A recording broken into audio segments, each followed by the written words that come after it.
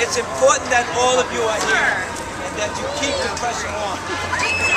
As I indicated, when I went to PS 124, where I saw hundreds of parents and students, when Margret Chen said, come by, and I said to you, I come to see myself if you're going to be there. And you were there. I see now that you are here now. What's going on upstairs is the executive budget hearing. And in fact, Annabelle Palmer, the chair of the General Welfare Committee, and myself questioned Director Mark Page about the cuts to daycare, to after school, all of the programs that impact our beautiful children. And we're going to continue to fight in order to make sure that we come together and fund. This here speaks the truth. It says, we blossom at CPC Childcare. Don't crush this flower out. Let it grow to be like this.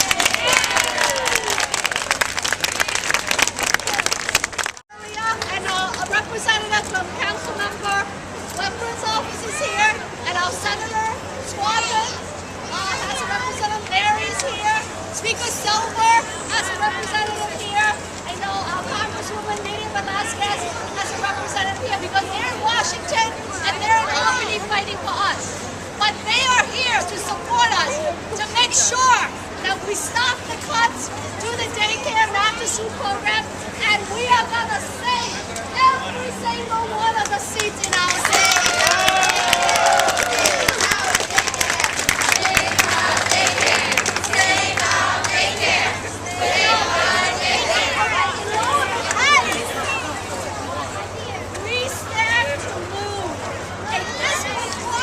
Number of child care and after-school seats in this year. There are only 2 other council districts besides District 1, Remote Manhattan, that are losing a lot of daycare seats, and they're in Queens, in Councilmembers Longley and Sanders District. But here in Chinatown and Lower East Side, we are going to lose 70% of our after-school program if these cuts go through. Not only if these cuts will have a devastating impact on our community, they will have a devastating impact on community-based providers who have served our neighborhood for decades. Today, we are surrounded by children, parents, and staff, and supporters from the community, from the Chinese Chamber of Commerce, and also other groups in the community. They are here to stand with Chinese American Planning Council. CPC has provided daycare and after-school program, serving the community in Manhattan, Brooklyn, and Queens for over 40 years.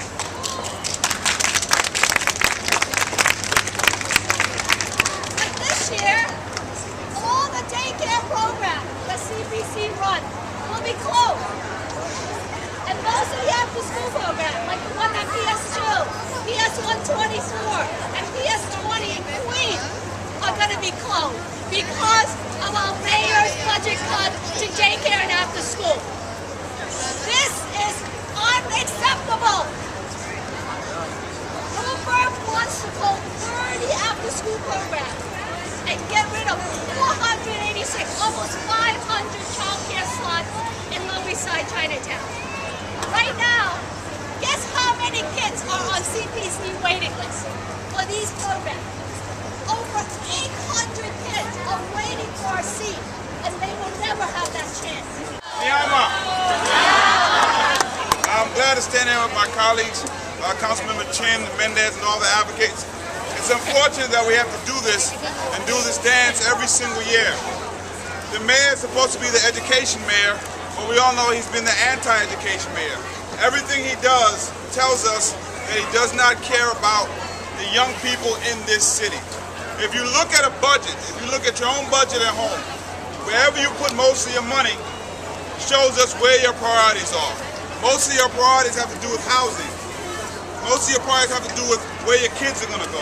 When we say in the city of New York that our priority is rich people, The only priority we have is making sure that rich people get richer and poor people get poorer.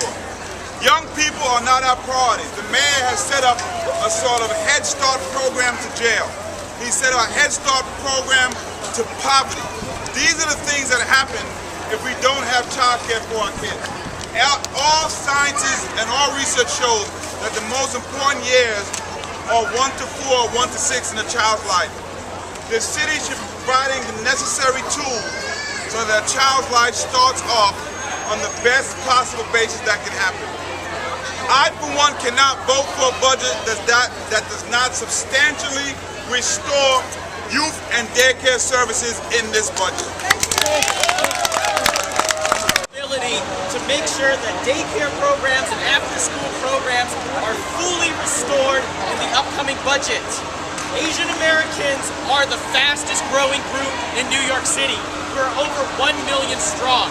And however, most people don't know that we have needs. Second highest rate of poverty of all racial groups. Highest rate of overcrowded housing. Highest rate of linguistic isolation. But people forget that. The mayor, through his funding, forgets that. While we are 13% of New York City, we get less than 0.25% of all social service contract dollars. So we, as part of the 13% and growing coalition, stand here to say that we believe in the Chinese American Planning Council, as well as the rest of our allies who provide culturally competent and language accessible services to immigrant populations, to the diverse Asian Pacific American population, and that when we see these restorations go through, we want to make sure that Asian American community members get their fair share of the restorations. We are over 1 million voters, 1 million taxpayers in New York City, but we continue not to get a fair share. And we want to tell the mayor, if he believes in public safety, then you believe in restoring these programs. If you believe in education, then you should believe in restoring these programs. If you believe that working families should have an equal opportunity to succeed and thrive in New York City, then you should restore these programs fully. So I want to thank all the council members who are here, all the advocates and allies who are here, and most importantly, all the staff, the board members, and the young people of CPC for coming out to make a stand that we do not want to see a budget that eliminates daycare and after-school programs, and we want these programs fully restored for our children, for our young people, for our working families. Thank you very much.